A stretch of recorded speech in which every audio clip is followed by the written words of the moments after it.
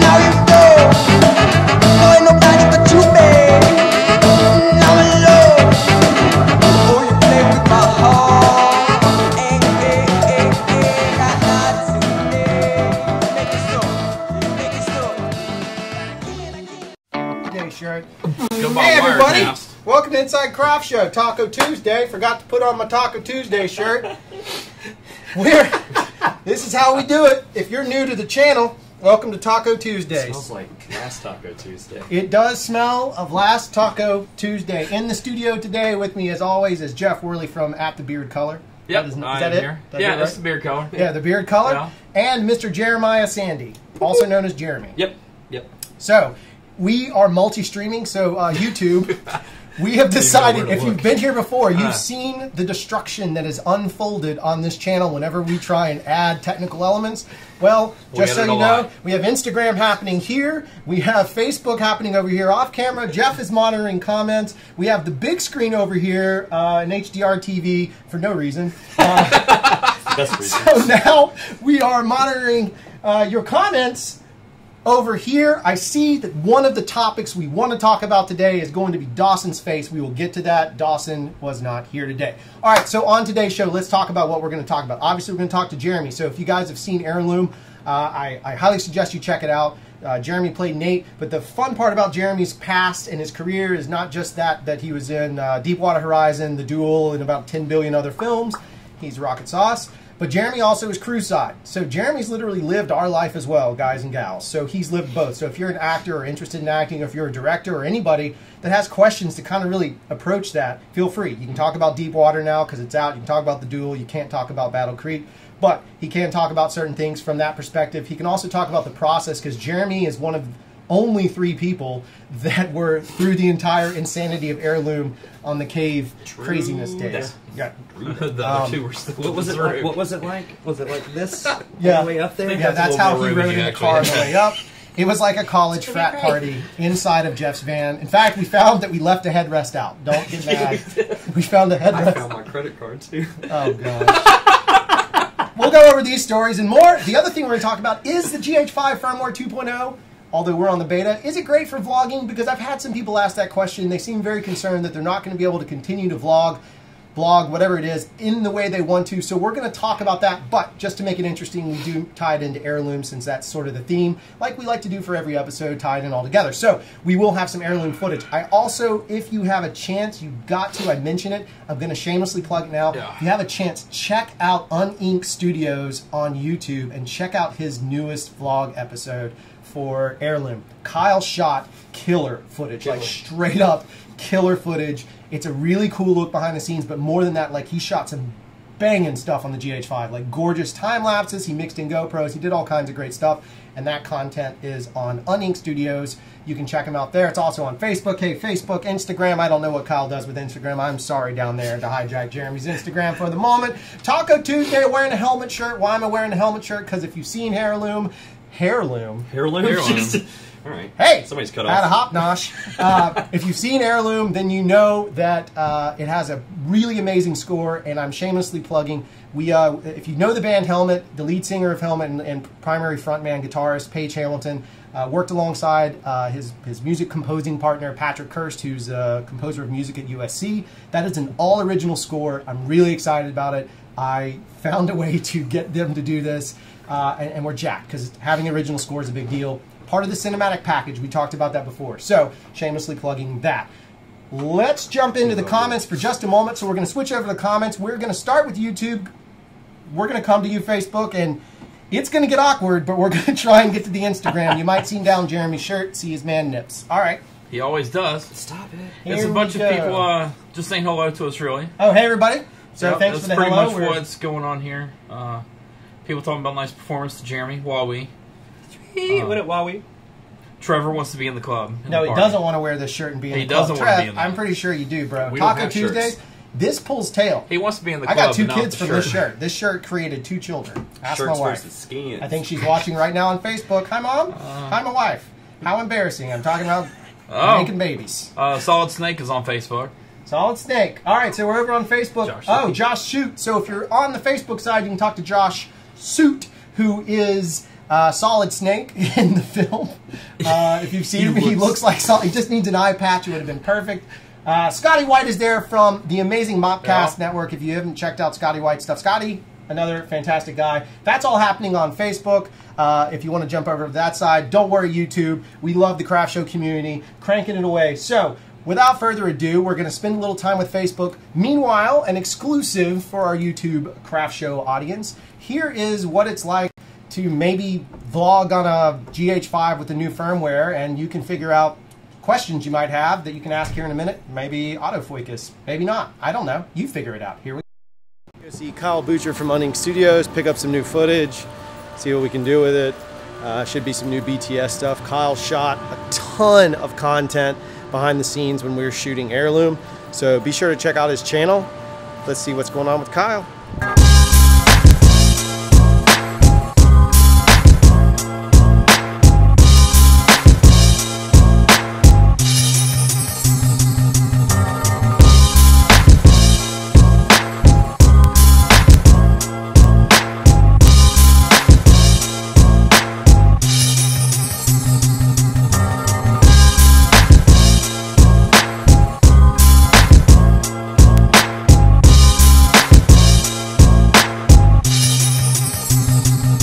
All right.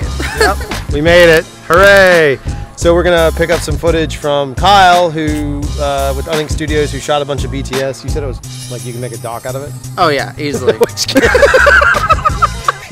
right, we're gonna go inside. Dude, Rick, rad. Yeah.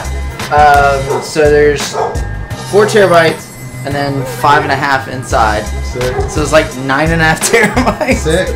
We're just sitting Need there. it for all this whole eye crap. Yeah, right. 16 gigs RAM, which I can really expand to like 64. Yeah. I think so. 4K monitor, and then other dumpy little monitor to put Gmail and Ain't nothing wrong with everything else.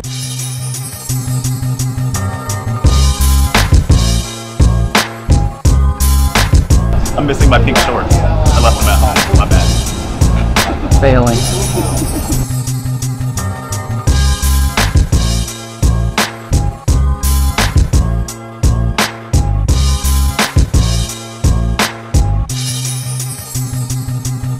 I know a lot of people shamelessly plug their bros, but I'm telling you, if you have a chance, check out Kyle's vlog on Heirloom. He has got some killer footage. Really well done, really well cut, killer stuff. Check it out. I'm out. So I stole the BTS camera, but I just kind of wanted to get a little bit of personal time with you guys while they're setting up the next shot. My name's Jeremy Sande. I'm playing Nate in Heirloom. It's an amazing role. I was really influenced by Indiana Jones as a child, and Drew Hall comes to me and he's like, hey man, how do you feel about getting a chance to like live out some childhood dreams? And yeah, sign me up for that one. A couple of days ago I went up to Cherokee Rock. We got to go spelunking in caves. I mean, these things have been here for, I saw graffiti on the wall from 1974, I believe. Next day we went to not Stanislav, that's an acting technique. Blotchkis, that's a deli. Sloss Furnace. Awesome, unless you're allergic to the tetanus vaccine, because there's rust everywhere. It's very dangerous. But it was this cool post-apocalyptic looking factory. That's where we have like the cool fight scene, a little bit of some heroism. And so then today we get to come to Spectre, which is amazing because I got to watch Big Fish when I was a kid, and this is the town. Like over here you can see the trees with the shoes hanging from the power line. It's amazing. Peace out, guys. Go see Kyle Butcher from hi-jinx. Welcome back. Now we are back with everybody on board. We had a couple exclusives happening on the Facebook and the Instagrams and the tweeters. Going on over that way. So, you know, one of the things that we talked about, Jeremy obviously took control of the camera in that as well, and ran that little vlog thing, which we thought was interesting, putting the camera completely, you don't shoot. I don't shoot. Yeah, right. No. I can. We do, we have to tape like our, who am I talking to? This is that one, yeah. We, my wife, Sherry Eakin, she's an actress, and so we have taped a lot of auditions, and we do a little bit of stuff, and it was super easy. Like, I mean, right, easy peasy. So we literally took a camera and dropped it in his hands, and that's what you got was that little, like, him vlogging on that side of things. You know, we're not the perfection of the frame. It is what it is, but that's what happened for it. So it worked good enough, I think, to argue for it being a vlogging camera in that space. And obviously I shot some stuff. I drove, I did a bunch of different things. The one thing about that driving footage, I'm going to attempt to bring it back up without sound. Let's see how miserable this goes, because I want to talk about the driving footage very specifically. I also have to change the audio here. Sorry guys, you know how this goes. It gets a little awkward. All right, so we're good. I think if we can talk about the driving, if I can figure out how to make it queue up just the way I want. There we go. Stand by 1 second. You can't really edit in this program, and these guys and gals already know that's what we're doing. All right, let's see if it works. Do you still have me? You still have me. Guys, this is the stabilizer on, the camera literally sitting on my dashboard. That is all that's happening here. And so I was freaking out. Watch the hood of my truck, and you can actually see the relative stabilization. The hood is moving, the image, there's no post work done on this. This is 100% in camera, and that's why we were freaking out from a vlogging standpoint, because to me, the other one worked great, but this, and the roads where we are absolute garbage. Sorry to block the camera there. The roads where we are absolute garbage. So being able to have this little camera, this little portable camera, throw it up there and get it to stabilize as much as it did, going back to us, stabilizing as much as it did very easily. I know some questions have been asked if it had improved the stabilization process. It absolutely 110% has improved the stabilization process inside. Now, I cannot talk about autofocus because I don't know what I'm doing, and it is not fair to, like I've said before, the word auto or the word focus, much less we're still on beta firmware. We're on a level of firmware that you know, only a few have seen. And so we don't even know where it is in the process. I mean, basically what was given to us was, hey, here's 6K anamorphic unlocked and some the D-squeeze and the stuff that we've talked about. So I don't want to go like hardcore, this is all it. I just wanted to at least give you guys the features. You heard the interview with Matt. If you haven't, I'll make sure to post a link somewhere up in this space. Maybe it's over here. I don't know, somewhere in there. We'll post a link for it so you can kind of talk about it in that way. But yeah, just so you know, from an autofocus standpoint, I can't really address it, so I apologize for those that are obsessed with that. I just don't have the answer for you yet. Yeah, like Jeremy. So from a vlogging standpoint, again, if you have a chance, check out Kyle's. Did we ever find the official? I have a pimple. Yes, we have Kyle's. Kyle's stuff is on I'm 40 YouTube years old right now. Almost. Stress. I turned 39 on Sunday, right stress. Before a hurricane, which we're going to talk about in a second. A hurricane comes in, and I have a Call that pimple. Irma. This is Pimple Irma right here. Good God. Unink Studios is fixed in YouTube. YouTube. Yeah, we're trying Everybody to get, knows that now. Yeah, if you want to see the piece, And then, you can find it on Facebook and or YouTube. Kyle, again, taking the camera, Kyle utilizing photo it the best for he possibly Instagram. can. Yeah. So, let's talk about the storm scenario and what's going on. So, as you guys know, we live along the Gulf Coast. Jeremy's in New Orleans. We're in Mobile. We're along the Gulf Coast. Hurricanes are very much a part of our lives. I grew up with a little hurricane tracking chart, which was magnets, and the news would give you the coordinates because they didn't have the money for graphics or something back then, in the olden days of Fred Flintstone and Friends, and we would have to move the magnet to track it. So obviously there's a couple of things. We know, we've talked about Houston, and again, I appreciate some of the donations. If you guys had a chance to do that, it's great. Any little bit helps because you're helping people recover from something pretty crazy. The other side of that too is we're going to have that same scenario happen again. This time it looks like Florida. It could go to Mobile. It could go to Pensacola. There's various maps on it, something we track. I'm not saying that for any other reason than, please, I ask as a favor, with your thoughts, your prayers, your good faith, whatever positivity you can send and however you send it to, please, let's all just focus on dispersing that storm, right? Let's just zero in that it goes away, because it's also going to hit those tiny islands, and when it goes through that way, it's going to be bad. And the Category 5 is terrifying. There's only been 2. This is what we fear. I was born right after one called Frederick, which was only a 3, and it did major damage. Katrina was only a 3 when it went landfall, right? Yeah. And Jeremy was obviously was there for that. Yeah, We talked I about lived it before. 3 miles north, and we still got bad. Like it was bad. I think we had like 21 tornadoes that night. It's absolute ridiculous. chaos. Yeah. So we don't want any of that to happen. That also said, be prepared, because I'm going to, if something goes south, I'm going to post those links again and ask you guys and gals to consider. Yeah, you're good. Consider helping. Also, if we go off the air, you will understand why. Because we will be evacuating. I'm not riding through another storm here. I've done it. I rode through Katrina here. I've rode through Ivan. I've done a bunch of storms here. I shot footage. I've seen things that, like I've talked about before, I don't even like to bring back up because it's just hard for me to mentally process. even looking through a lens, it's still a real thing. The lens gets set down and you have to face it. That's cool. So I just want to give you guys a heads up that if we go off air during or next week, if our content is slow, I just wanted to give you guys a heads up, and I appreciate any positive thoughts, prayers, whatever your thing is. We truly appreciate it. All right, so the next thing, let's go back to the comments. So we're going to go to the comments. We'll start with YouTube. Everybody else will hit you up. Jeremy stepped out of the room. Feel kind of weird looking at his phone, but whatevs. He just has to go take his shirt off. He'll be back. Oh, he's going to take his shirt off. There you go, ladies. Yeah, I'm backing up here to Trevor because he does have a good point here. Yep. Showing the two. So that's what I stepped off for a second. I have both cards right here in my hand. Yeah, so Jeff has both cards. We're going to try and show them the lens.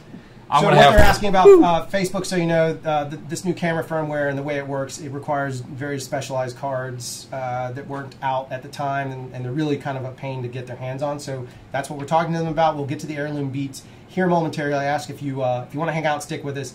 You know, the shenanigans will continue. But, so in YouTube land, yeah, he's got to focus it. So this will be another... Oh no, this is going to be a nice...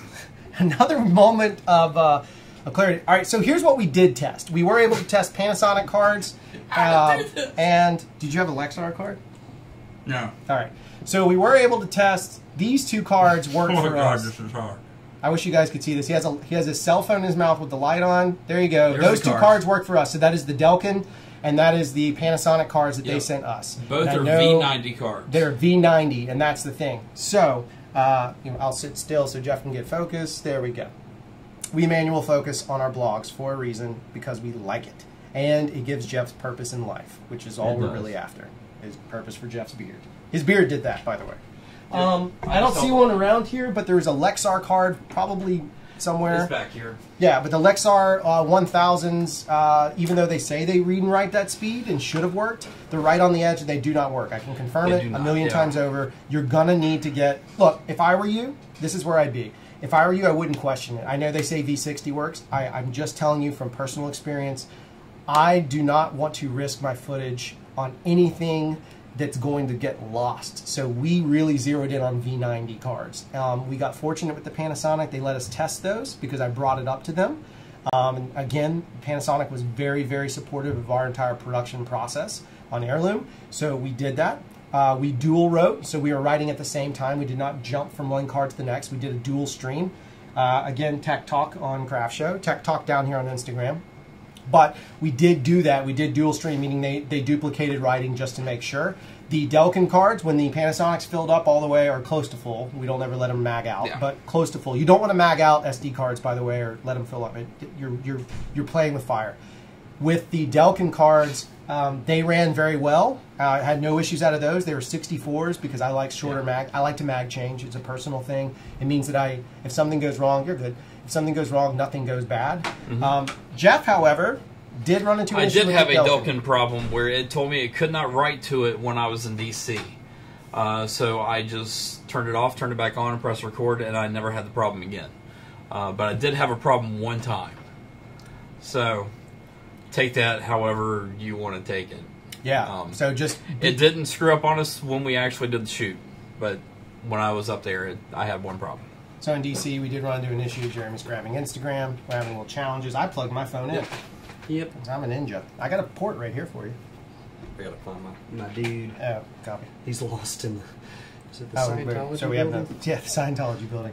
Yes. So that's one of the things. The V90 cards did work. Way better than we thought. The Lexar 1000 times. I'm sure the 2000s might work, but again, I was not happy with the performance. It'll record for 10, 15 seconds and then just shut down. That's what we experienced. Again, we're not on 2.0 technically, but we're on 1. Whatever. But we're on, something close to the final. In fact, we had a newer version of the firmware and rolled it back for another reason. That has nothing to do with anything more than us trying to figure out if the 6K would work. Yeah, that wasn't card, that was HDMI output. Yeah, that's HDMI output. So we talked about that. Now, sending it out to another signal, big deal. It would be awesome to do that. Sending it out over the HDMI would be great, but we weren't shooting 4K. All the HDMI functionality works, functions on 4K. Yes. They just do not work on 6K high-res anamorphic. So all of the HDMI, you can send it to a Shogun and whatnot, but it does not work on 6K anamorphic. Hence, the Shogun at this point does not work. And according to Matt in the interview, he said that's never going to happen for now. Yeah. So what we did run into was this challenge of not being able to monitor beyond using a cell phone gimmick, and Jeff was pulling focus using math and the 3.2-inch screen. Yep. Fair enough to say? Does that kind of cover that? I saw that question up here in that space. Do we have any questions in... Mr. Jones. Yep. External recorder and firmware 2. Advantages and improvements. We actually have not tested out the external recording functions of the Atmos so far with the new firmware. We just used it as a monitor, and then we lost the monitor for 6K, and so we really just haven't had a chance to get back to it yet. We will get back to it, though. Yeah. So there's that. So that's one of the things going through that. We're going to look at another little round of comments before we jump into our next little bit, and we'll set this whole little scenario cards up. aren't V90, but claim the same speeds. I would like to say, Sean, I'd like to give you an answer on that, but we were told V90, so we stuck with V90 cards. Yeah, we didn't want to risk it. We didn't try to risk it for the shoot because we had enough problems. Yeah. And challenges. Deadlines, people just couldn't risk that part if we needed to. Is Delkin reliable? I would say, from my experiences on this, even with the one fault that it had, I would say, for me, Delkins are reliable. Yeah. I would always have a backup card with me in case something like that happens, but I would do that anyways with a Red or an Alexa or a C100 or whatever. I'd always have an extra card just in case. See, so we're just going over comments. I do need to go back, though, because I want to make a comment, or not make a comment. I just want to do a shout-out to Chairborne or Amateur Media Group. Said for the hurricane, turn on Scorpions, rock me like a hurricane, and ride it out. Good God, that's a good one. I like those people. No, he never disappoints. He never does. Now, I could lose you, Facebook. I could lose everything right now. He plugged in something. We just added technology. Oh, no! Things are going wrong. No, they are. They're going wrong. We're trusting this camera. Things are breaking. It's okay. iTunes is opening. It's okay. He had to charge his phone. I had to charge Chairborne or Sailing Rewind is here now. Oh my God! Jeremy, I don't know what's happening. I'm trying to get this to like stay. Everything it won't work. Yeah, everything is. The world is ending. The world is ending. Now you just need a better here. Put up against that. Bam. I'm gonna call. I'm still going to go with Sound for this. Does SanDisk even have a V90 card out yet? As far as I know, SanDisk has not jumped into the game yet. I'm hoping, and I have a feeling that they will jump in pretty fast. Oh nope.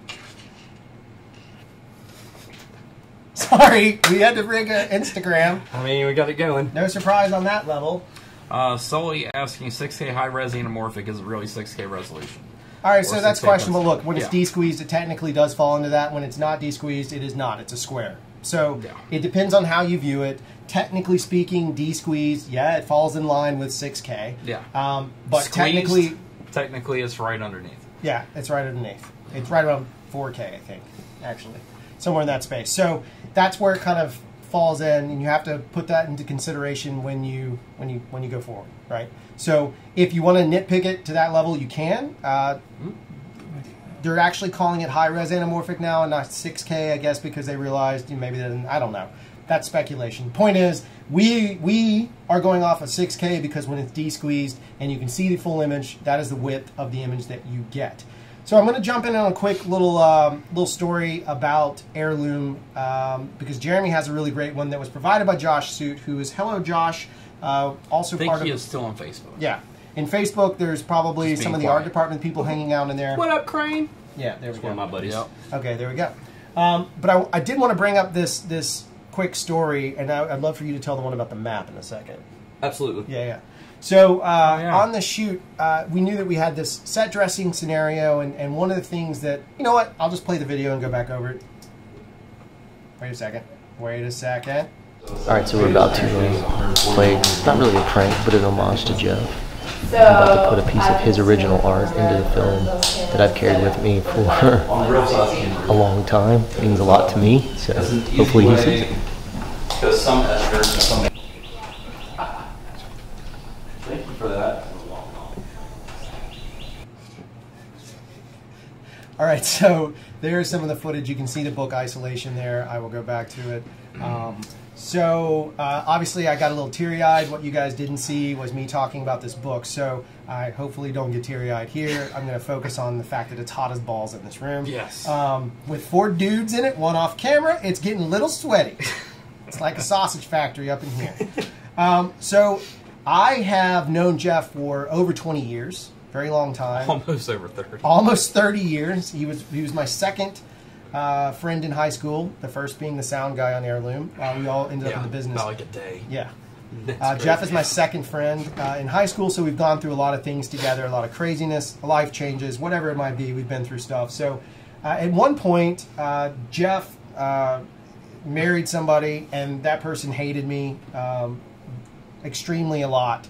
And so just before Jeff got married to her, he was working on a senior thesis, and he gave me this book called Isolation. And it's dadgummit, stop it. It's photos that Jeff took that are like really great pieces of work. And I've always been a fan of Jeff's photography. It's been a big deal. So I have carried that book with me. So once he gave it to me, let me backtrack. Once he gave it to me, shortly thereafter, I did not talk to Jeff for almost 10 years. 110. 7? Nah, maybe 5. Yes, maybe 5. Because it was after me and Bonnie got married. Yeah. Were you married for 5 years? I was married for 5. I got But divorced. I got this right when you got engaged. Or right around that area. No, you were in my wedding. What this means is Might have somebody's been. missing 5 years. Yeah. I'm not saying who. Exactly. Wacky relationship. We missed a lot of time together. Somebody missed. Hey, man, I think I've been abducted. I'm just saying. All right, we missed our snuggle time.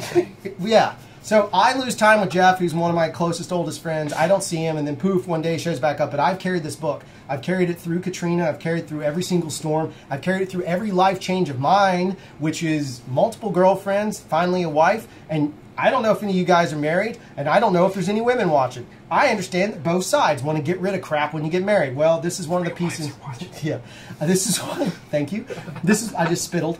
This is one of the pieces of crap that I wanted to keep, and I fought for, and it has lived on my mantle as much as possible, and I've carried it with me. I carried it to Missouri and back, and hell and back. So being able to put that in there for me to honor Jeff is a big deal. They're laughing. Sailing rewind or Sailing is on. You're Like, fuego. nailing it. I can't even look at the comments. I'm being sincere, brah. Right now, you're destroying me. Anyway, it's a big deal to me. There you go. You can be a dude and be upset with your feelings. I'm in touch with mine. It's part of my job as a director. When the actor has to cry, I can fake the tears and make him feel special. And here's a story from Jeremy. Can you tell about yours? Yeah. So while we're on a crying thing, one of the things, okay, so first off, these two guys have just got done displacing a whole bunch of technical jargon. I don't know. All I know is that Drew goes, "It looks pretty." It's like, sweet, that's something that I can do.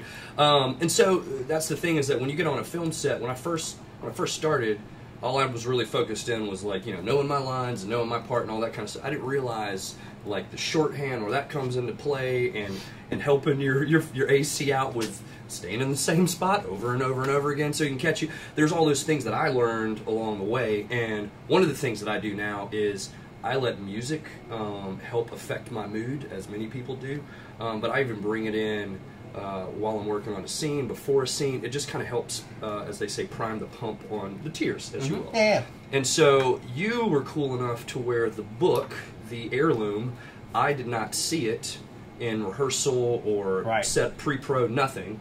All I got was a 473-pound brick of aluminum foil. That mug was heavy. He goes, "Here's your book." Oh yeah, it's okay. Like, oh my gosh. Yeah. Well, so he doesn't show me this book, and he just said, that's the thing, is you've been looking for this for 2 decades. And so Nate was obviously a young child when the apocalypse happened, and so I tried to substitute whatever Nate was looking for with my own personal journey, if you will, and that's what this whole. I met you 6 years ago. Yeah. Something like. He was just a camera op on Hayride 2 that we shot down here, and so I've been chasing this journey of being able to do this for a living and meet people such as yourself for a long time. And I lived up in New York a couple years back with a good friend of mine, Nicole Marquez, and Nicole, we would go to auditions and just live life, and I had a couple of songs that I would listen to, and those were my pump me up and go. Well, the summer of 2008, Nicole had a tragic accident, and she fell from the roof of our 5-story apartment in New York.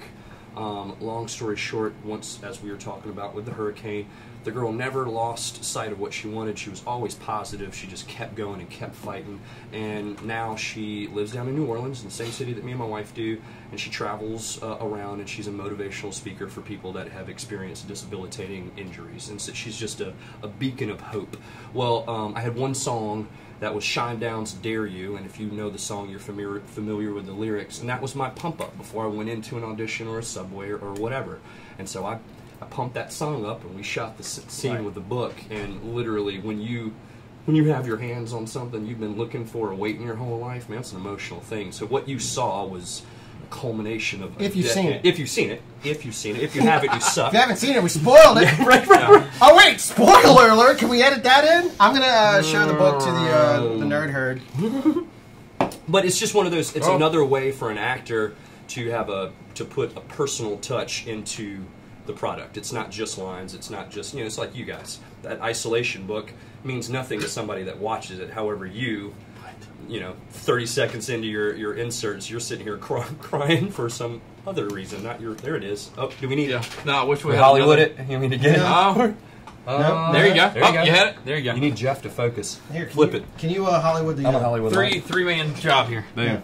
Here's the book. Hope. Yeah. We're gonna need hope for that. So here's the inside. You can see it's legitimate. Yeah. The leather's been distressed. I don't know if you guys can see all that detail. And then as you get to the pages, let's talk about these pages. They're pretty You can hold ridiculous. it. I'll roll through it for you. Uh-oh, the seeds fell out. Seeds fell out. There's various pages in there. They have little pouches that they built with seeds inside of each one of the pouches. There's descriptions all the way through it. You can see they've spent a ton of time putting this book together, and we showed it best we could. Good God, it's heavy. Okay, I told you it's heavy. It's heavy. All right. And so that basically is what happens. Yeah. So we got Jeff Rack and Basically what Focus, happens Jushin and Jeremy Gaffin. I think it's the first time anybody's ever used Wirecast as a focus monitor. Yeah, that's So the book, the book's a big deal because of what it is. The other thing that was interesting is it's art department. It comes down to that. We've talked about it from a cinematic perspective. That's one of the things we've talked about. We teased up, if you guys have been paying attention, we teased up to this point because as much as we love to talk about technology and all of that, this is straight up analog, right? This is analog. This is someone's brilliance being put to work. I gave them, what do we call it? A Farmer's Almanac for the Apocalypse. That's what I told them I wanted. And the group out of New Orleans called Airship Isabella, look them up. Josh is a part. There's a few of their cast members in the film are ASI members. They're super talented. They took the time to sit there and put this together. They built this. They built the map. When I turned around, if you're paying attention on the map itself, there's a great little joke in there. There's quite a few of them. But if you look what's circled, there's a part of the desert that's been circled, and it says MM Weirdos. Well, I can't say Mad Max. But I just wanted to say that maybe there's a bunch of Mad Max weirdos in this post-apocalyptic world in the desert. So at least it ties in. I can throw an homage backwards. That's art department putting that together. They're helping bring that to life. And Sarah Hall, my wife. She's on. Essentially. Sarah is one of the people that did it. Hi, Sarah. I think you're on Facebook. On Facebook. Sarah put that together with them as a team, and she ran that. Sarah did wardrobe and put all these pieces together. I just kind of dumped it in her lap, and now she's fancy pants on a big movie. A little jealous. She is fancy pants. A little pretty jealous. I saw the announcement today. I'm talking to you, Facebook, right now. I saw the announcement. Mm-hmm. So anyway, point being is that stuff is part of the cinematic, and it's often overlooked. We can talk about shooting cool things. That book cost us, I don't remember the total cost on it, but it wasn't cheap, but it wasn't brutal either. And if that's the centerpiece of the film or the story you're telling and you really want to blow it out of the water, you want to make that impression, do that. Because can we talk about what it means when you, as an actor, are suddenly given props and materials that you don't have to play pretend with? Oh, absolutely. Yeah, no, that was one of the things is that I actually look forward to the time that I'm given a chance to do CGI because it's like I'm mind blown. Like you have to make up everything, where you are, what you're doing. This is like you said, analog. This is physical. This is awesomeness. I got a chance to work with Pete Berg on Deepwater, and that was one of the biggest sets ever built. But when I say that it wasn't even acting. Like when you saw the video of us rolling around the muds going, I'm trying to stand, I'm trying to see, it's loud, I can't. It was just reaction. Right. And so anytime you give an actor a prop that he can react to, It's child's play. You know, Right. it's easy peasy. Now, if you just said, "Hey, I got something here, just act like you're doing it," No, you're a good actor. I can get there, but that's real. But that brings it to another level. Not only does the prop benefit the cinematic, but if you guys that are filmmakers and storytellers, people look at other people's eyes. That's what they look at. That's the number one thing. Typically, we pixel peep. I get it. But the audience, maybe even on the Craft Show Facebook page or on Instagram. Oh, my phone's ringing right in the middle of it. Wow, broadcast. I don't even know how to... What do you want for lunch? Yeah. Mat Frazer. I should probably take that good. call. You should probably take that. I Yeah. can take it. Hey, Matt, we've never met. But I feel So like I know I'm you. going to take this call from Matt. I might have gotten Our myself in episode trouble. might be Right, over. right. I don't know how to... Hi, Matt. All right, Jeremy, you're an actor. Do it, buddy. So, yeah. What were you talking about? I'll go through questions on YouTube for you so that you don't have to do anything. Wow, I'm usually the uncomfortable dude. Now I'm the comfortable guy. Well, it's like I can like pull stuff out of nowhere, but I don't know any of this technical stuff. That's like it's fine. You're an actor. Drew's like, just trust Or a me. grip. We're grip. We're You doing can carry things shit. that we've never done stuff. before, and I'm like, okay, Yeah, I'm exactly. down. I'm awesome. All right, so Barbecue Love. So you can record in vlog 10-bit, change it to HDR10 and upload it. HLG is not necessary for HDR. HLG works great for HLG itself. You don't have to have HLG for HLG either. Are we? Yeah. Okay, I can keep going. We can keep going. We're not everybody. shut down. Yeah. So yeah, I will go through all this in a way more in-depth thing. This is, it's going to take a while. Drew can't Hold shut for a door. director. Yeah, so we'll hold for sound. You guys not know that directors can't... That's why you don't give them I got walkie it. either. It's the door. Hold the door. Sorry, shameless. Okay, going back to it, HDR is, as Trevor pointed out in here, very traumatic experience for us in a way. But it's actually a very complicated, but also not complicated process. You can do HDR with Vlog. You can do it with Cine Light D. You can do it with stuff like that. You can also do it with HLG. Using HLG in camera, what it does is with TVs that are HLG. Sorry, you are just messing with. Man, I had everything lined up now, like, you know. So if you shoot That's what he does on HLG set. in camera, you can theoretically put it into, I say theoretically because I haven't tried it yet. You can put it into the SD spot onto HLG TVs, and it will automatically play it as an HDR HLG type of file.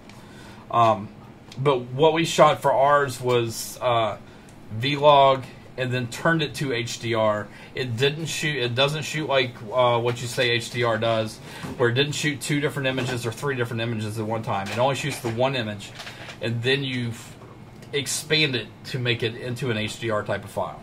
But I will go into that on an actual episode because it's going to take a while. What is he talking about? Yeah, How to make figured HDR. It's HDR. It's a whole big discussion. We're going to have an episode on that when we can spend some time to sit down and talk We're gonna about it. This should have popped we will back up. start with Facebook another Live, I one. think, is back. Instagram. I'm glad you're Instagram's still rocking here. and rolling. YouTube's still rolling with it. Yeah.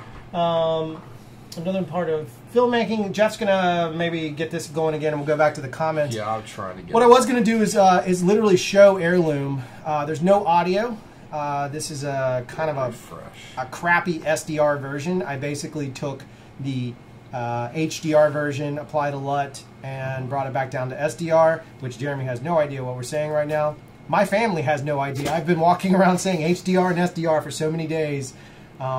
We talked about the post-process on the show with Matt, but it quite literally was, it sounds very easy on paper until you get into it and you become that filmmaker that needs to be picky. And when you suddenly jump into a scenario where we wrapped on the 15th, is that right? August 15th? We wrapped August 15th. so. Me and Jeff immediately drove the 2 hours home. You guys watched the live show in the car, which was a catastrophe of awesome. Typical for this show. And on our way home, or as soon as we got home, we unloaded gear, started pulling footage, and post began. We worked till midnight that night. And from that point forward, I was in the office, so was Jeff. Jeff came in a couple times, a little bit different times, but I was in the office at least every morning at 7:30, and I would leave at midnight, if not a little bit later. And we did that all the way until the 27th or 28th. So we literally were completely consumed in figuring out how to get the workflow right. And it's not so much the DaVinci part. That part's very simple.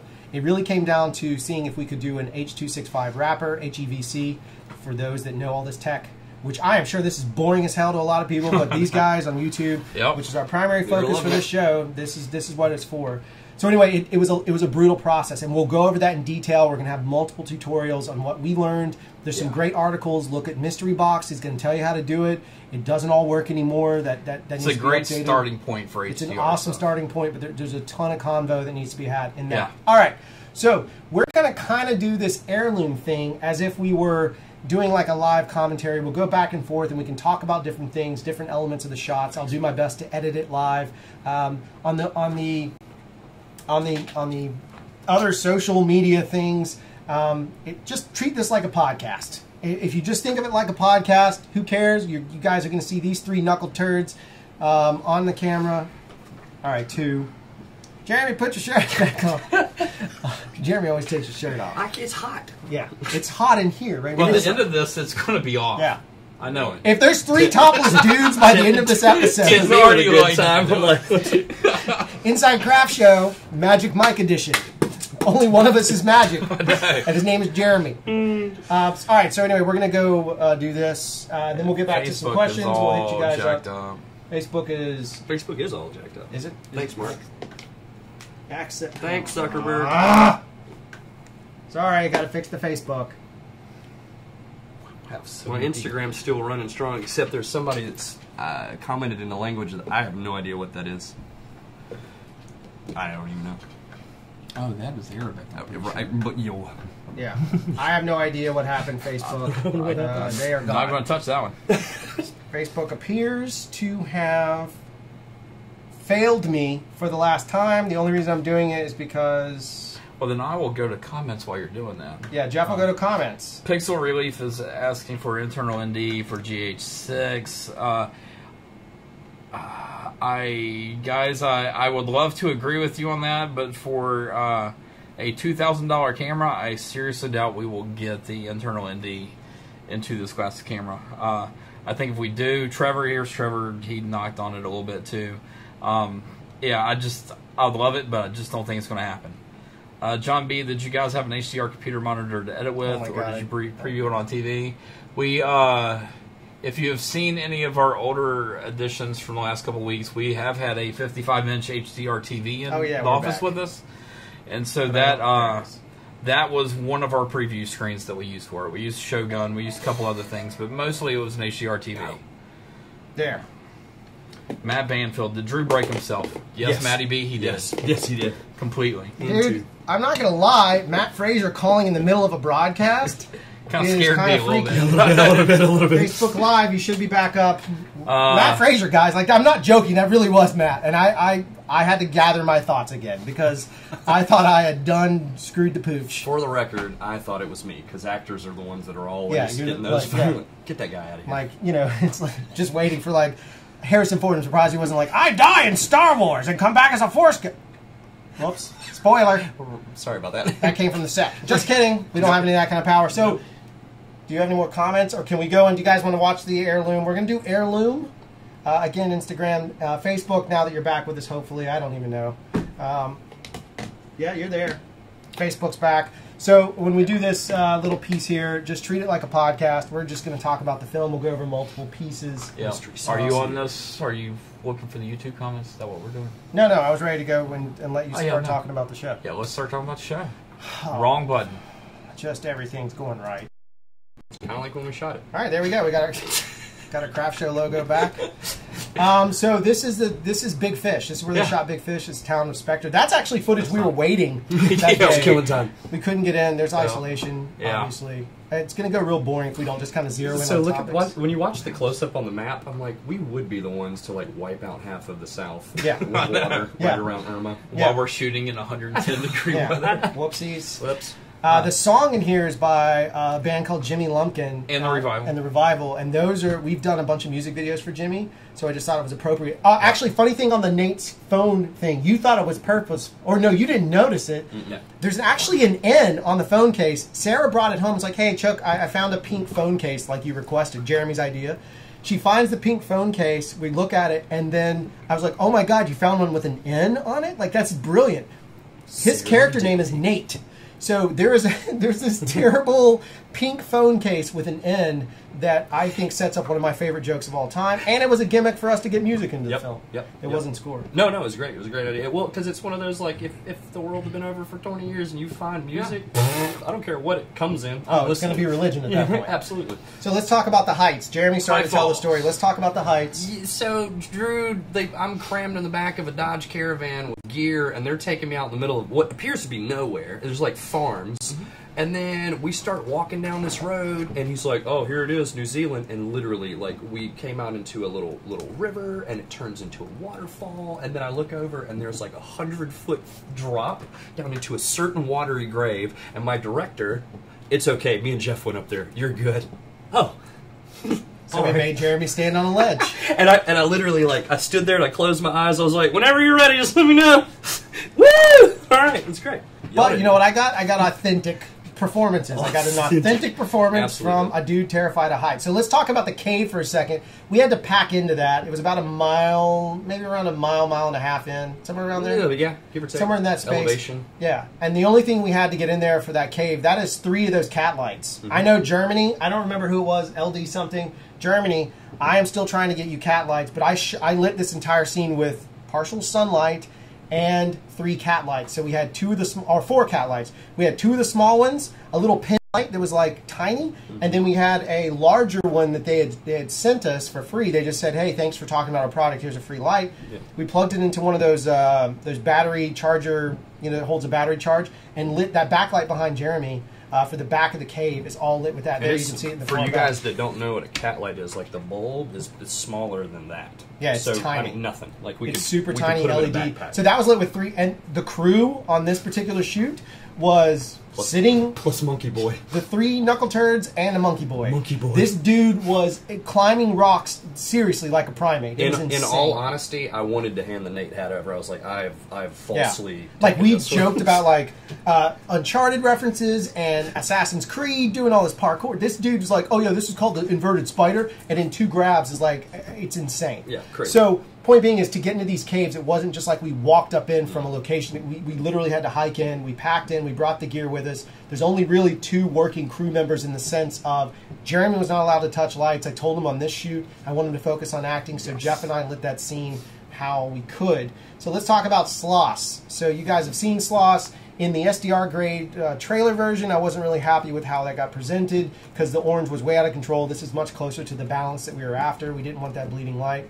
Can you kind of talk about, what is your take on Sloss? You'd never been there before. I'd never been in Sloss. No, it was awesome. It was also a nightmare because I'm allergic to the tetanus vaccine, and so there's literally death everywhere.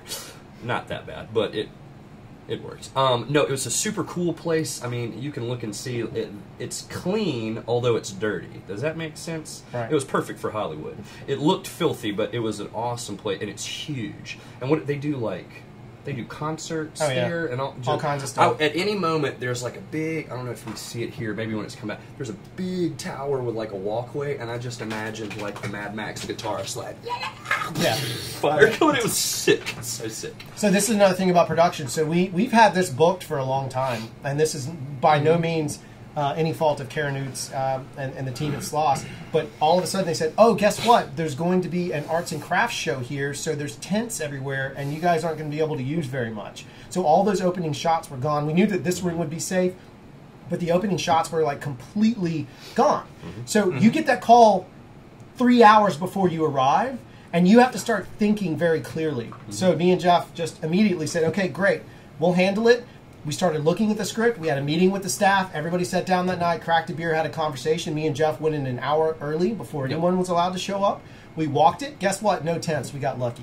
But that's one of the things, like, I had to go through that panic in order to, Jeff had to go through that panic in order to put us in a position where we could think clearly enough to say, you know what? How do we keep the production value Focus in it? under pressure. That's, I mean, then that's start real figuring- filmmaking. Yep. Yeah. Like, I don't care what anyone says. Like, I have seen the comments on YouTube by some people. Like, clearly, some don't get the idea of what filmmaking is. It's not a perfect vacuum. It's the furthest thing from a vacuum. Jeremy's allergic to bees, so one bee sting while we're out in the middle of the woods, our show's over. It's done. I mean, like, we're like going straight Pulp Fiction into his chest. It's brutal. No leg, not chest. Into his chest. It's brutal. I've always wanted You're to in do that. charge of my EpiPen. I'll put it in the leg. Sarah gave it to me. I have the power. No, Unlimited. No.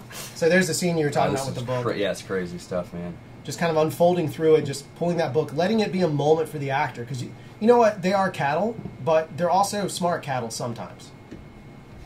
YouTube can't see my face because it's on another screen all over the place. Fight scene. Let's talk about Ginger Kong. You worked with him before. Yeah. GK is listed in the script. He goes by Ginger Kong. His name's Casey Hendershot. Awesome stunt guy. I worked with him on a film called Black Site Delta a couple of months back, and so I'd called Drew, and he's like, "Oh, we got this 6'6" monster for you to fight." I was like, "What's his name?" He goes, they call him something Kong." I was so stoked. I was like, "Yes, I'll here it comes." He's a big boy. Oh crap.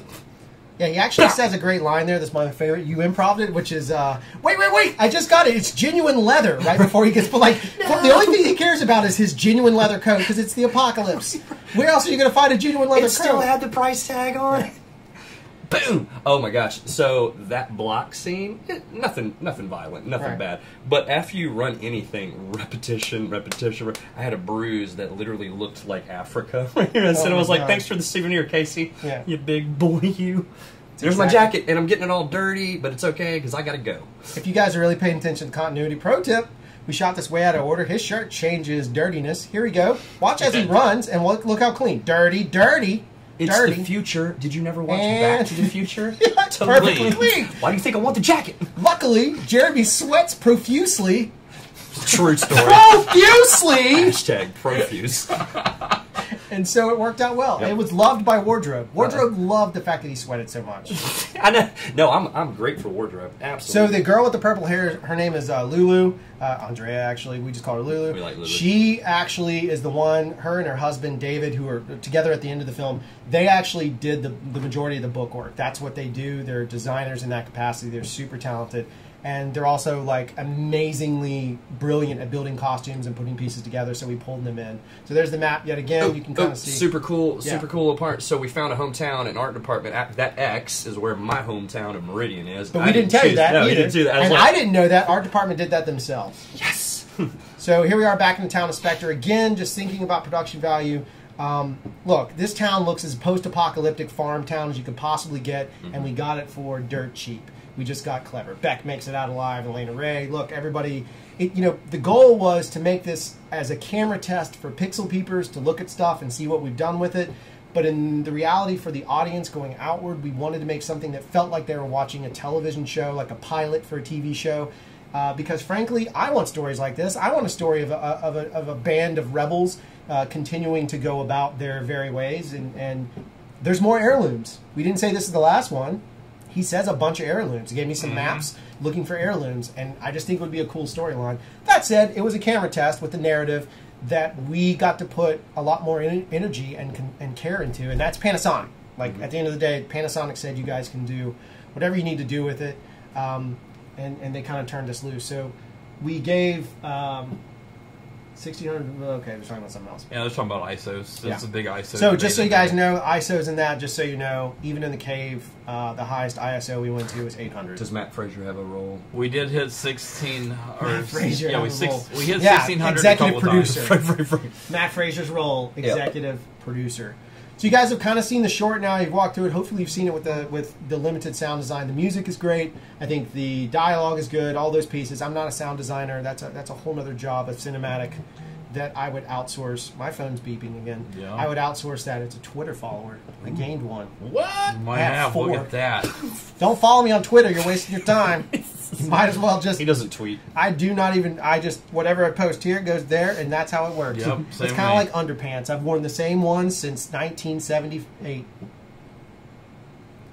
Let's get awkward. See, they can't see us on camera right now because I can't cut away from the logos. Yeah. Moments. It can't cut away.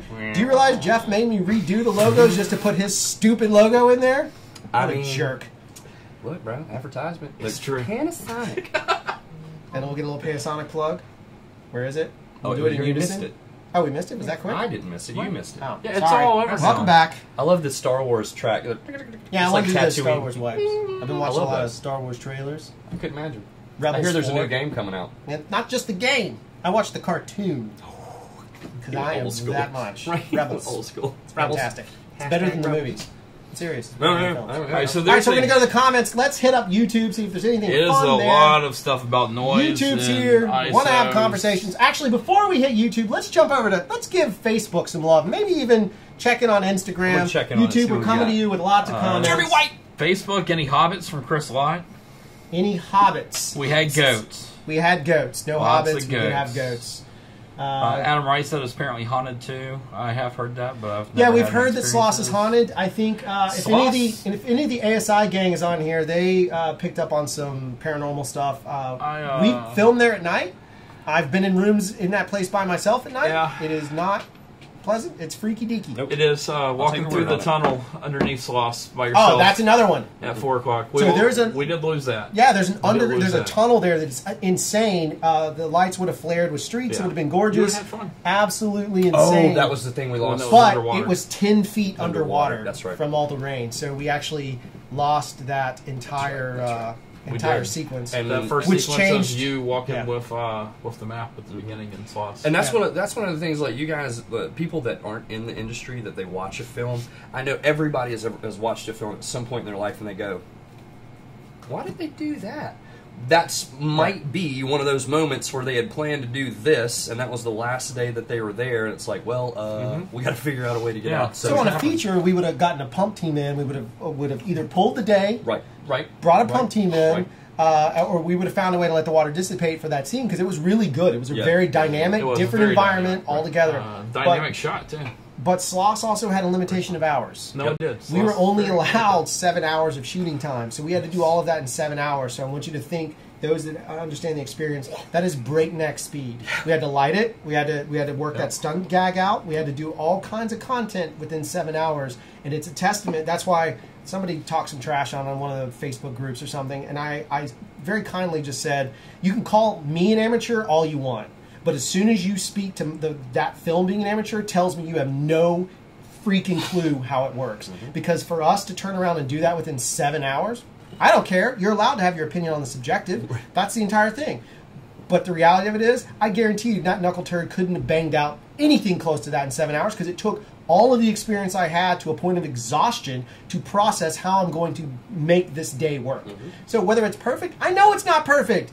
Do you think it's easy to be a director or an actor to put yourself out there and know it's not perfect? Because no, I don't cut the shots out because I'm like, well, that shot's out of focus. It won't make it in. And take a story hit and make a montage. No, I committed because my job is to tell a story. His job is to tell a story. And frankly, as the director, as Jeff knows, as a producer, that weight is carried on our shoulders to make sure that those people's work was not done in vain, even though they got paid still. It was not done in vain. So just a rant. I'm done with it now. Moving on. Yeah, and look, it's a good. I'll take it. I'll hand it over. As an actor, Tag it in. Hot tag. Go back Nothing up here. makes you absolutely furious. Where you're in a moment, you're feeling it, you're in the environment. They give you good Back to practical Facebook stuff. for one thing, Drew. Beforehand, Wait, there's a what do good you got? question. Any shots hard other than the caves and the heights? All of them were hard. We couldn't pull focus. We couldn't see the. Oh, we couldn't the see the whole image. shoot. And that was was hard. That was kind of what I was getting at. So as an actor, like we're in the moment. You guys, we have to. I never understood, or starting off, why actors had trailers. I was like, why do you have to get a? I understand that in some situations, it's like I might need to step away from the mayhem of a tunnel you can't shoot in and losing a light and Jeff not being able to see what he. You guys are stressed, which stresses me as an actor, so I have to distance myself. We didn't have the luxury of that. Right. And so as an actor, when you have that moment, you go, oh, yes, I don't know if I could do that again. Checking the gate. Yeah, we missed it. I got to go back. And now it's like, now I have to recreate something that I don't know if I got it in me. And so a real actor, a person that can float in and take the good with the bad, you have to. You can't be too hot. You can't be tight. We had, you came to me at one moment and were like, we got 37 minutes. And it's like, I don't even need a break. Let's go. Let's just push and do it.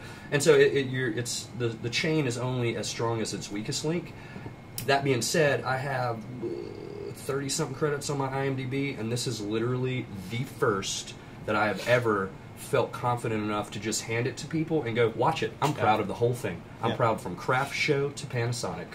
And that's how we are. I mean, we're really proud of it, considering I don't have to caveat anything. I'm giving it to the viewers just so you understand the inside. That's the point. It's called Inside CRFTSHO for a reason. It's transparent. We're giving you the inside of what it's like in our world. I thought it was because we did the show inside CRFTSHO. No. Well, this is a doctor's office. Yeah. Actually. According to a couple of our people. Yeah. I don't know if that was Sailing or Armchair that gave us that, but either one of it.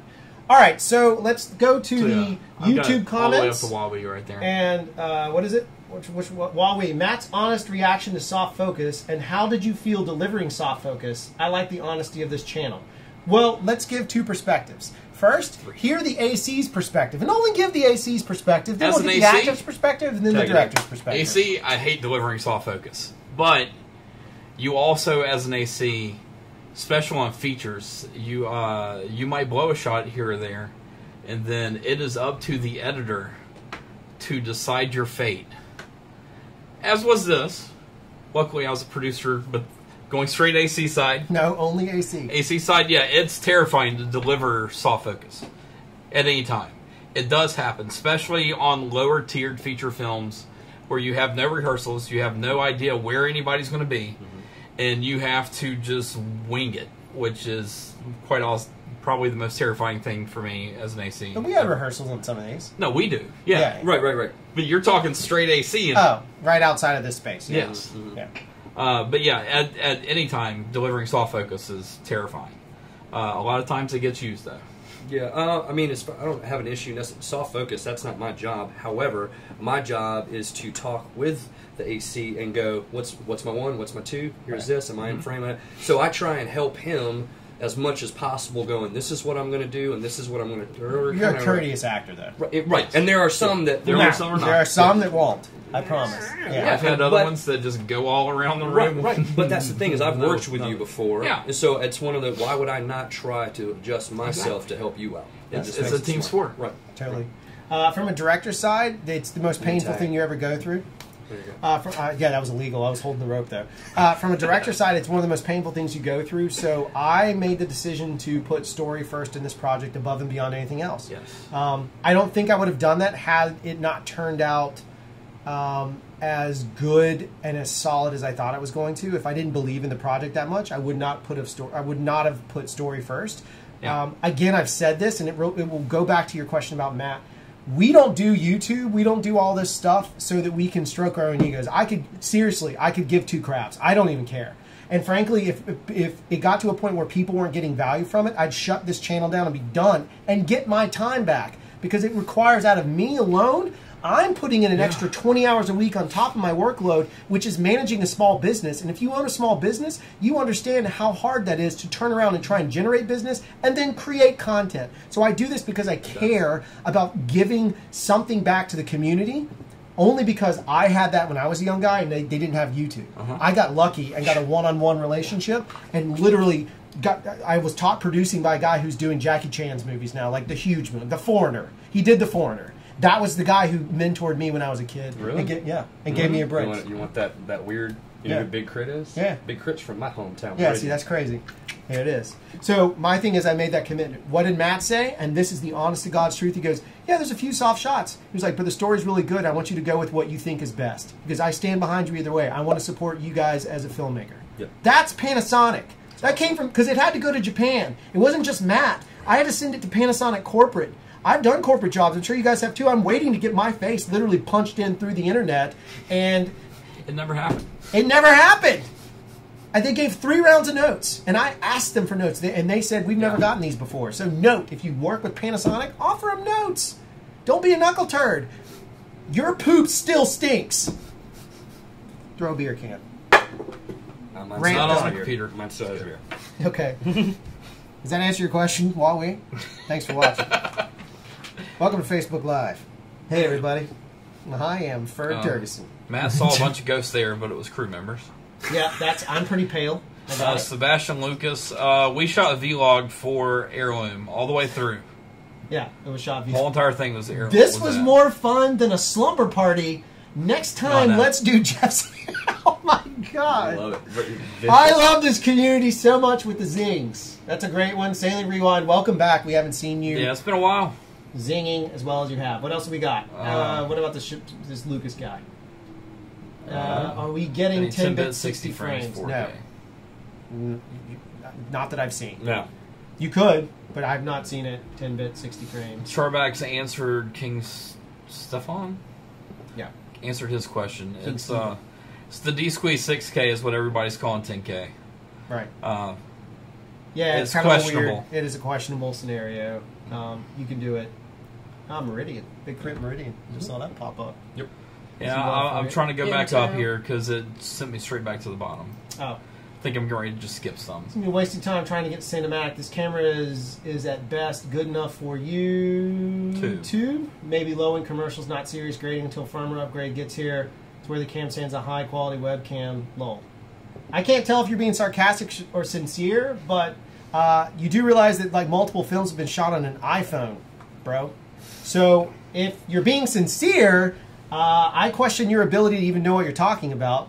I'm not defending the camera. I'm just telling you there's been multiple films shot on an iPhone. So that doesn't really make a lot of sense. So if your definition of cinematic is pixel peeping, I would be the first to tell you your definition of cinematic is probably you turn on the soap opera effect on your television, take your saturation all the way to 100, and sit there and wank off to Pretty Flowers and Bees. That's the bottom line, because Stone Cold said so. Now I need to know. Oh! You are waiting. I cut a promo! No, that's fine. I get it, dude. If you don't like it, I get it. I understand. Okay. But seriously, at the end of the day, like, you can question this. Trevor, what were you saying? He retracted. Yeah, Trevor retracted a message we missed. Sure like, Trev, what'd you say, bro? Are you getting me? Are you coming after me, Trev? I've been punched. Oh, it just went back up. I've been punched through the internet before. It's totally uncool. You got to just cut promos. Look, I don't really care at the end of the day.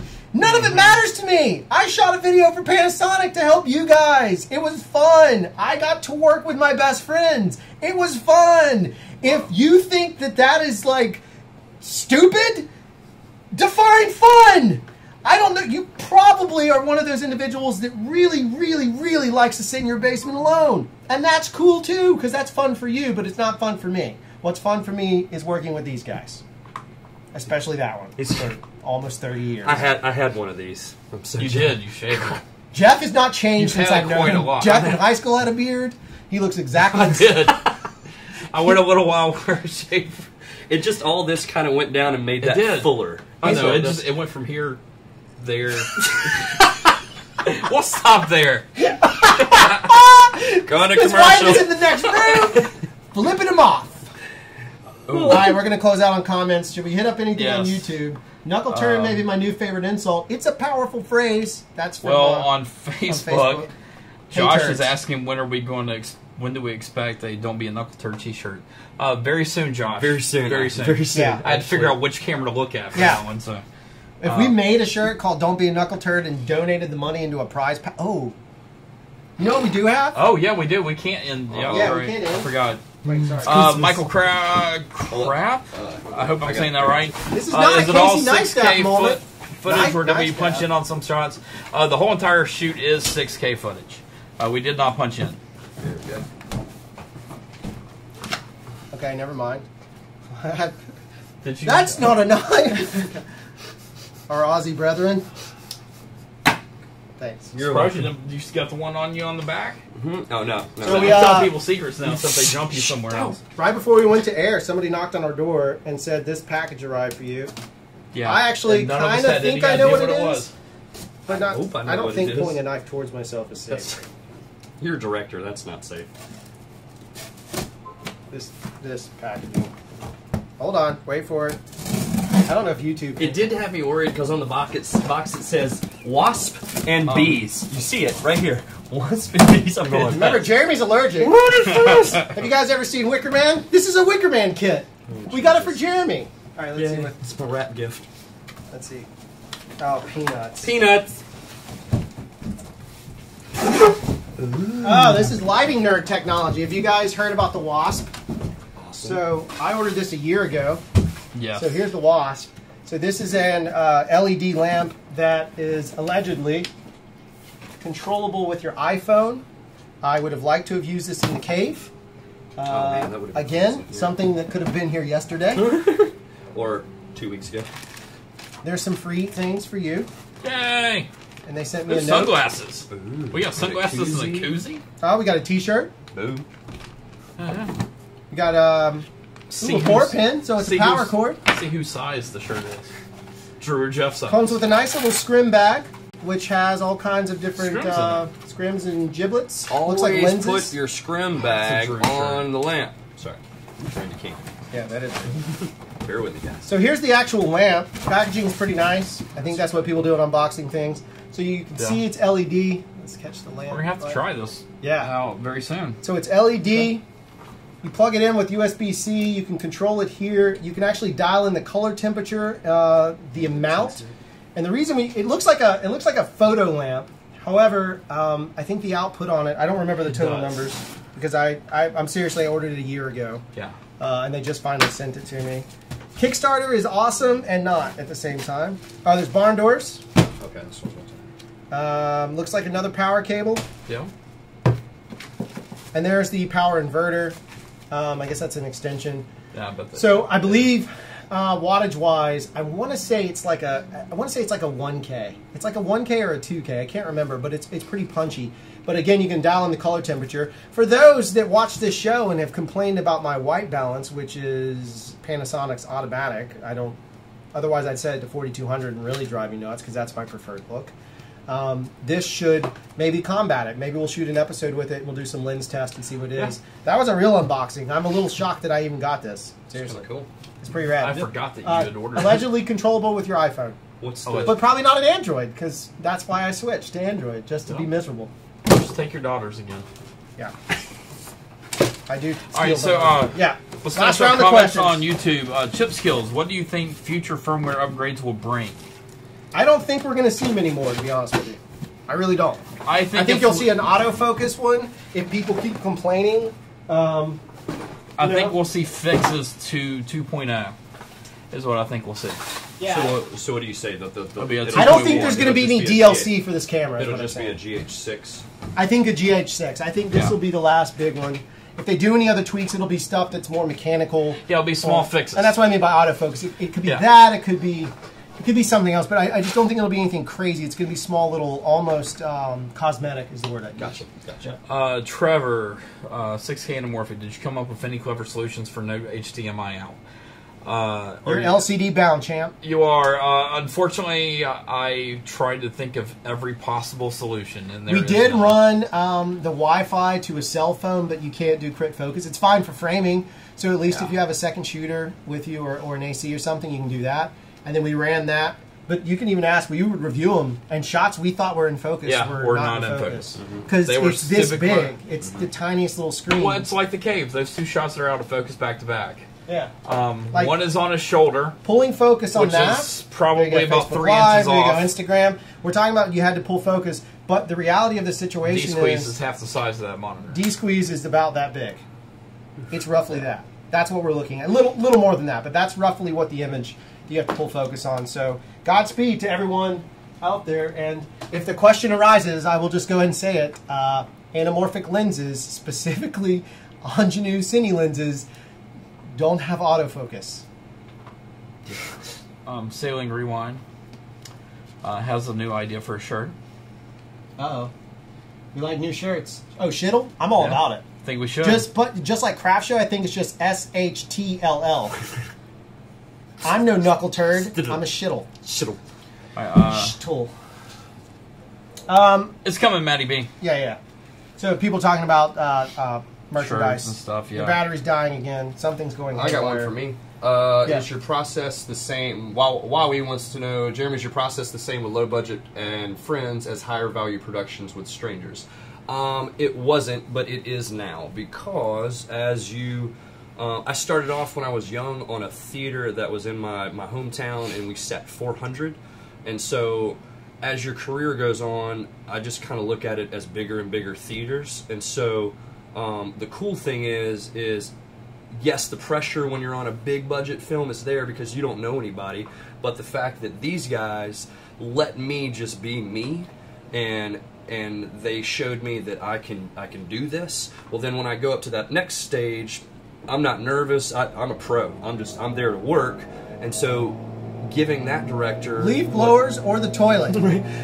Giving that director what he wants without having the shorthand that Drew and I have, then that's the next step. And so then I come back to Drew and I'm like, bro, check this out. This was awesome. He's like, yeah, bro. I mean, what do you expect? You want me to pat you on the back? Go climb that cliff. Well, it's funny too, though, a couple of times because Jeremy has lighting experience. Like I was like, hey, check this out. I'm going to throw this lamp up. And he was like, really? I was like, just.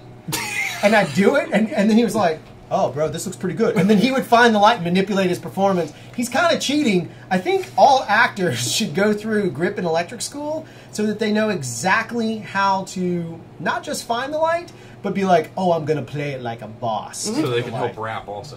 That helped rap. And there you that's a producer moment. And so I had that when I went back home. I went home to a Meridian Little Theater this past weekend and went and talked to some of the kids there that are starting out. And it was one of those things is that when I was learning, like on stage, those Fresnels, you know when you're in your light.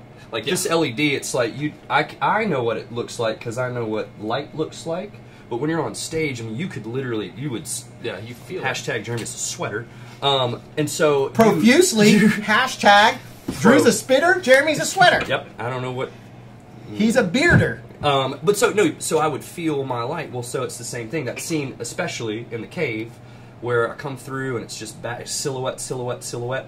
But when I started walking, my peripheral vision, I'm doing this so long, I know what light looks like, and so I was looking down, I was like, oh, there's a light source up top. And we look up, and there it is, and I move on, and it's just, I know what Drew likes to see, and so I just kind of try and swing in that direction, and then if he's framed it right, and Jeff has focused it right, well then, boom, moving on. Yep. Any more comments? We need anything from Facebook? Anybody else going on? I will say I one think thing. Instagram is dead. We killed it. Yep. I can't say one thing because I worked on multiple shoots with Jeremy outside of Drew, and both of us working on sets. As I'll plug Battle Creek because it was my first one in Mississippi, and you were on it. Jeremy is the utmost professional, even when not with friends. I try to. You know, like you're very professional with us as well. I appreciate it. You know, well, I'm just saying you do the same front thing of the for lens. everybody. Right. Well, I'm an equal. No, it's a team player. Because that's hopefully, if my journey continues, I'll be doing what this guy's doing one day, and I would hope that I find somebody that is also a team player. Yeah, exactly. The same way. All right. Anything else? Stream is dying. Is it back? I'm assuming it is. Doesn't really matter. I like your taco shirt. How much freedom do you guys give the actors, Jeremy? A lot of freedom. A lot of freedom. And that was the thing is that Drew will tell you he had an idea of Nate, and then once we got on set, I got in costume, I got dirty, and the juices started flowing. Then it was just, hey, but what do you think of?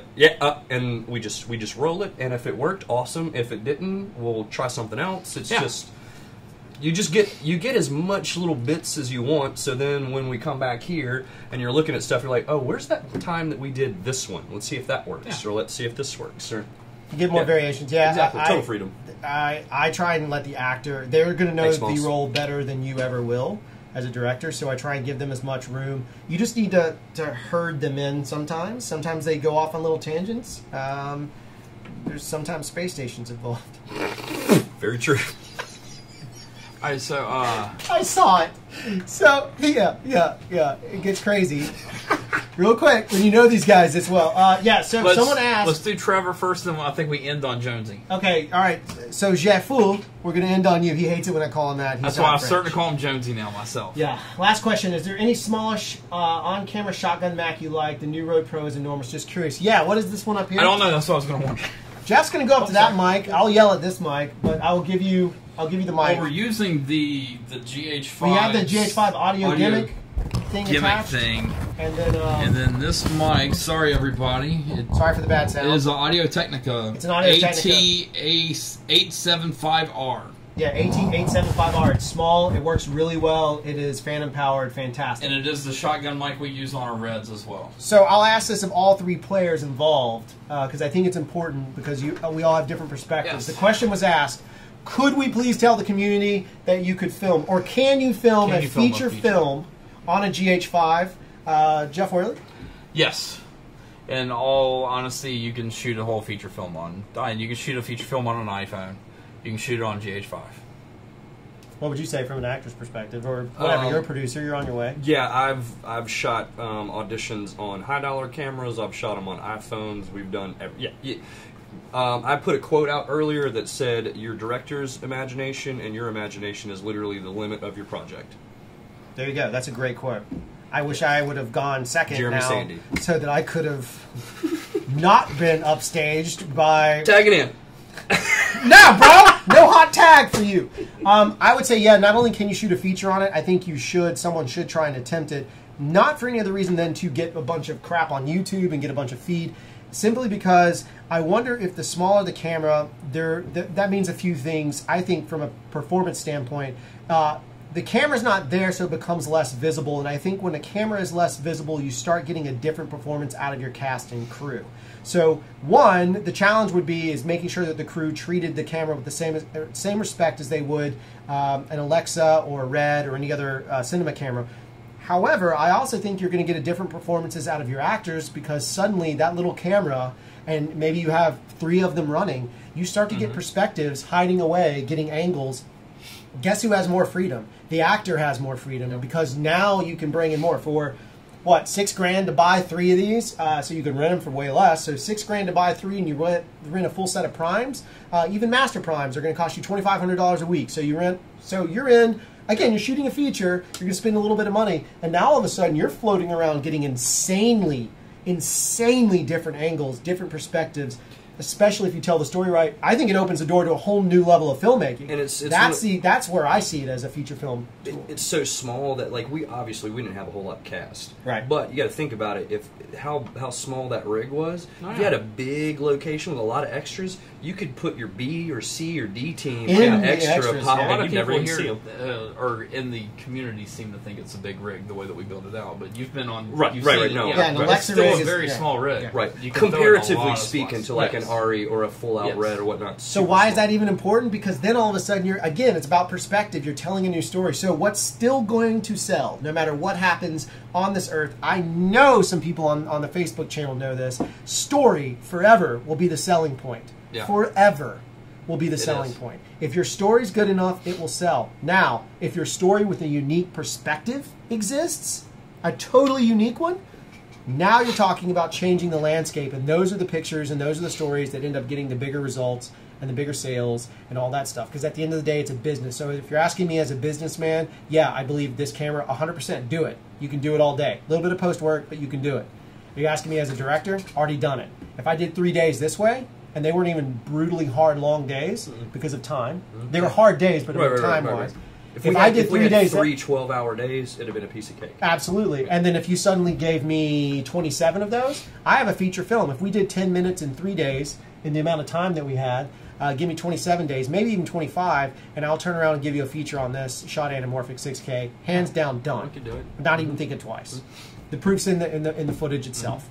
And compare it. I watched some of our content up against Defenders, and the only thing that Defenders has different than us is the brand name Defenders.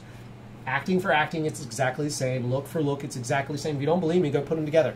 But you have to watch it in HDR, because that's how I did it too. All right, we're going to close it out. So, coming up Thursday, Jeff Worley will take over the show yet again for another Whirly Cast. The Swirl Cast. Yeah, we'll Swirly Whirly. The Swirly Whirly I'm doing screen captures, so I will respond to some of these for you guys in a little bit. Yeah, Jeff's going to do screen caps. Just stay in the chat. Don't leave the chat. If you have questions, we'll get to them. Stay in the chat. Jeff will start answering them. We need a break anyway, but Jeff will chat and learn. Again, guys, all the support in the world. Thank you so much. This community, you are the reason we even do what we do. It is not about us. It is about the community and seeing other filmmakers grow. So if you have any questions or whatever, send them to drew@craftshow.com, CRFTSHO, drew@craftshow.com. Kick them over. I don't care. Follow Jeremy on Instagram at Jeremy_Sande. Correct. Follow Jeff or email Jeff at craftshow.com. Feel free. We'll talk to you guys because we want to see the community grow. I will try to answer any email I get. Selfishly, I want good content, and the only way I'm going to get more good content is to create it myself, and when I run out of steam, I'm going to turn to you folk. So thanks again. I truly appreciate it. Facebook, this was an experiment. I hope it was enjoyable. It's like a podcast. I know we talked a lot and used a lot of acronyms. I get it. Instagram is dead. So, thanks guys. Thursday, HLG.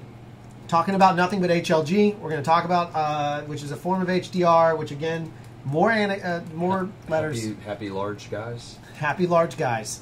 So anyway, we'll talk about all that stuff and go over it then. Thanks for watching. I'm going to cut the stream.